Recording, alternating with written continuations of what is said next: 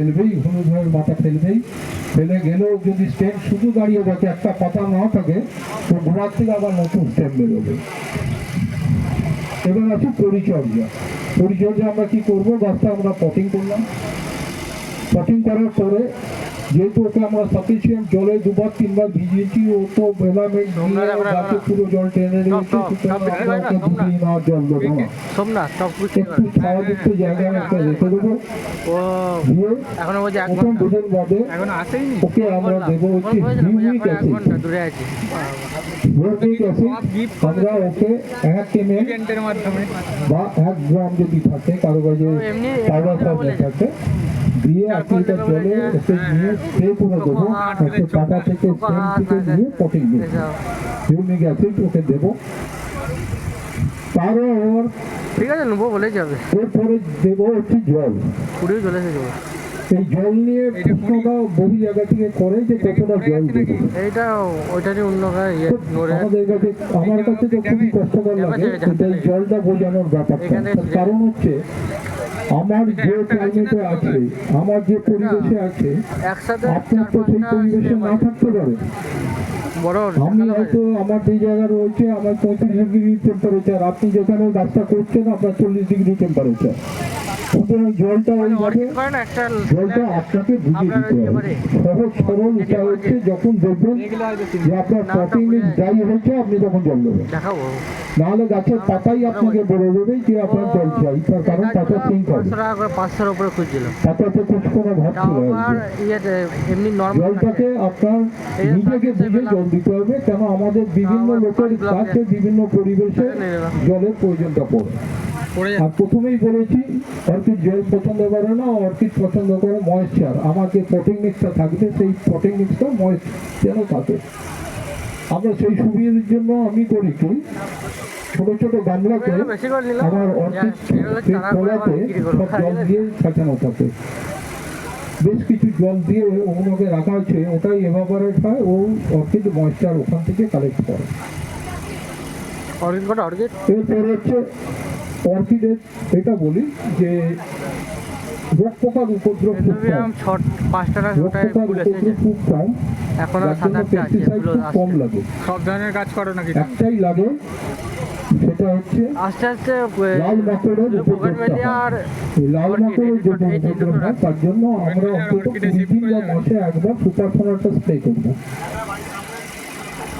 আর দু একটা আছে ওই অর্কিডের যেটা আরেকটা প্রবলেম হয়, অর্কিডের হচ্ছে ফাঙ্গাল প্রবলেম হয় আর ব্যাকটেরিয়াল প্রবলেম। 30টা আছে। আমি ডক্টর পার্থের সঙ্গে কথা বলছিলাম যে আমাদের এখনো পশ্চিমবঙ্গে কেন ভারতে এই ব্যাকটেরিয়াল, একটা তো ব্যাকটেরিয়া নয়, অর্কিডে বিভিন্ন রকমের ব্যাকটেরিয়া আছে, তার সঠিক ওষুধ আমাদের এখানে কোনোটা পাওয়া যায় না। ব্যাকটেরিয়া আমরা বড় জায়গা ইসাবিয়ান বলে একটা জিনিস আছে, তার মধ্যে বলছেও, তাও খুব ভালো রেজাল্ট আমি এখনো পাইনি, কিন্তু ব্যাকটেরিয়ার জন্য নয়, ফাঙ্গাল রয়েছে, ফাঙ্গালের জন্য আমরা করবো অ্যান্টি ফাঙ্গাসটা স্প্রে করবো, ব্যবহার করবো। এই অ্যান্টি ফাঙ্গাস যেটা করবো আমি কিন্তু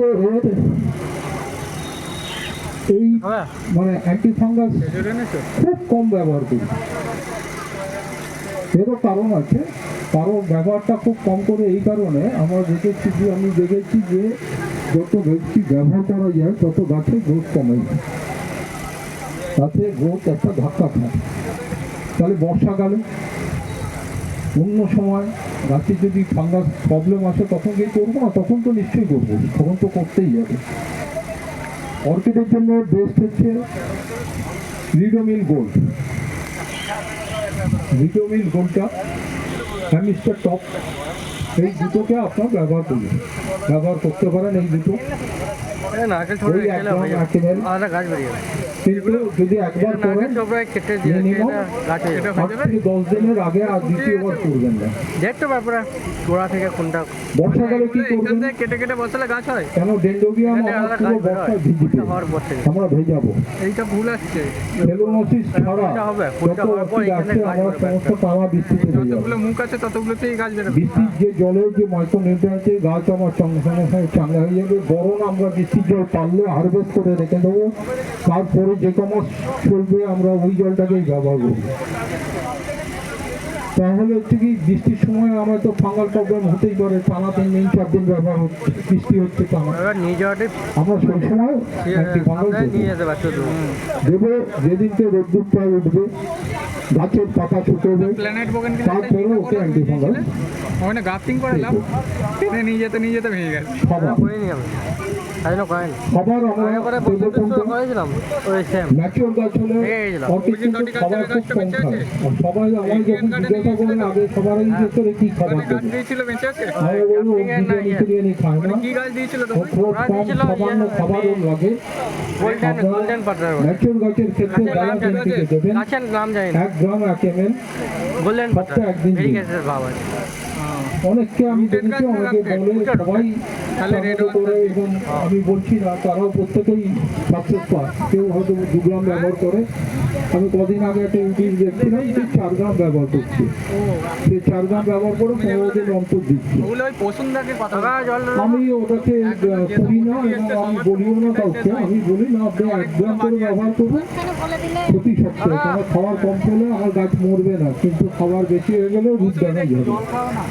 সুতরাং 1 গ্রাম করেই আপনার দিন, খুব বেশি হলে 2 গ্রাম অবধি ব্যবহার করতে পারেন, তার বেশি কখনোই না করুন। ঝাড়া থেকে দেবেন যে ম্যাচিওর গাছগুলো। ধন্যবাদ। অর্কিডের গ্রোথ টাইম, বিশেষ করে ডেন্ড্রোবিয়ামের গ্রোথ টাইম হচ্ছে এই মাস থেকে, মার্চ মাস থেকে শুরু হয়েছে গ্রোথ টাইম। ফেব্রুয়ারি মাস মিটে গেছে, মার্চ থেকে জুলাই অবধি ও কিন্তু গ্রোথ নেবে, ওর নতুন নতুন স্টেম ছাড়বে। এই সময় কিন্তু খাবারটা আমাকে কন্টিনিউ করে যেতে হবে ম্যাচিওর গাছ। আর সিডলিংয়ের ক্ষেত্রে আমরা 12-61 দেবো, সপ্তাহে একবার 12-61 দেবো 1 গ্রাম করে, তারপরে দেবো ব্যালান্স এনপিকে। জুলাই অবধি আপনার এইভাবে ব্যবহার করি, আমি করি জুলাই অবধি দেবো।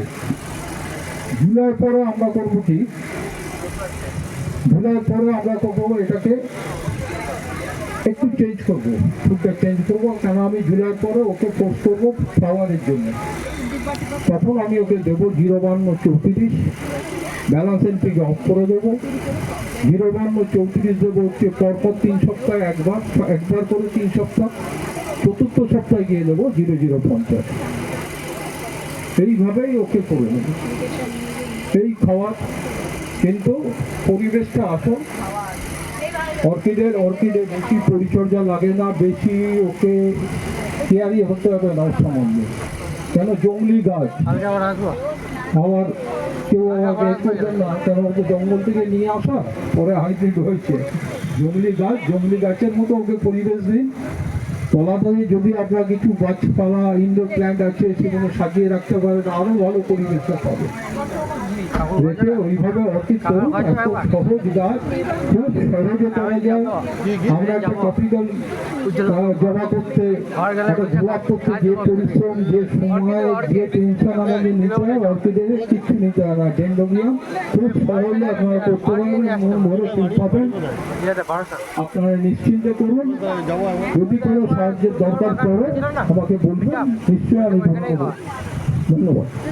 স্যার আমার একটা প্রশ্ন ছিল স্যার, নিশ্চয়ই। এই যে এদিকে ডান দিকে স্যার, বলছি স্যার আমি বিদেশের অনেক ভিডিওতে মানে অনেক গাছে দেখেছি যেটা ওদের ওখানে ছোট গাছ মানে খুব বড় নয়, তবে সেইখান থেকে এক একটা স্টিক থেকে তাদের নাইনাইগুলো 8টা-10টা করে স্পাইক বেরোতে থাকে। তো আমরা এখানে অনেক গাছ কিনেছি কিন্তু সেরকম ভাবে তো ফ্লাওয়ার পাওয়া যায়, এখানেও পাওয়া যায়।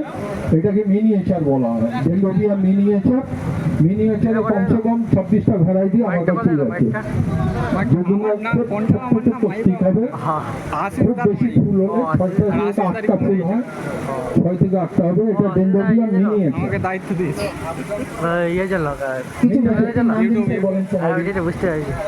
তবে আমার দেখে বলতে হবে, কেন আমি এই আইডির ব্যাপারটা আমার কাছে, এখানে আমার কাছে 700-এর উপরে ভ্যারাইটি আছে, আমার কাছে আইডি আমি বলতে পারি না, আর আমার দেখে সব লেখা আছে, দেখে বলতে হয়। মাইকটা দাও। হ্যাঁ, তবে মিনিয়েচার বললে একবার দেখছিলাম যে কোনো ভালো দোকান আছে তাদের মিনিয়েচারটা নিয়ে আসবে। মেসেজেরও মিনিয়েচার আছে, মেসেজের পাবে, বড়টা পাবে, মিনিয়েচারটা পাবে। মিনিয়েচারের ফুলটা একটু ছোট সাইজের হয়, তবে ডেন্ড্রোবিয়ামের হলিল্যান্ডে মিনিয়েচারে ফুলটা তাড়াতাড়ি আসে। High quality. স্যার একটা প্রশ্ন বলছি স্যার, ওই ফিলোনপসিসের যখন বার্ডসটা ফুলটা কমপ্লিট হয়ে গেল, ফুল পড়ে গেল আর কি ঝরে, তারপর কি ওই স্টিকটা কেটে ফেলবো না ওটাই রেখে দেবো? না না, আমরা স্টিকটা কাটবো না। স্টিকটা কাটবো না এই কারণে, ফেলোনোসিসের ক্ষেত্রে দেখা যায় স্টিক থেকে আবার ওখান থেকে নতুন বার্ড আসতে পারে, অথবা ওখান থেকে চারা বেরোতে পারে। যার জন্য আমরা ফেলোনোসিস যতক্ষণ পর্যন্ত ওটা পচে না যাবে বা শুকিয়ে না যাবে ওটা কাটবো না। এবং ওখানে দেখেছি আমার এতেও আমার বহু চারা হয়, একটা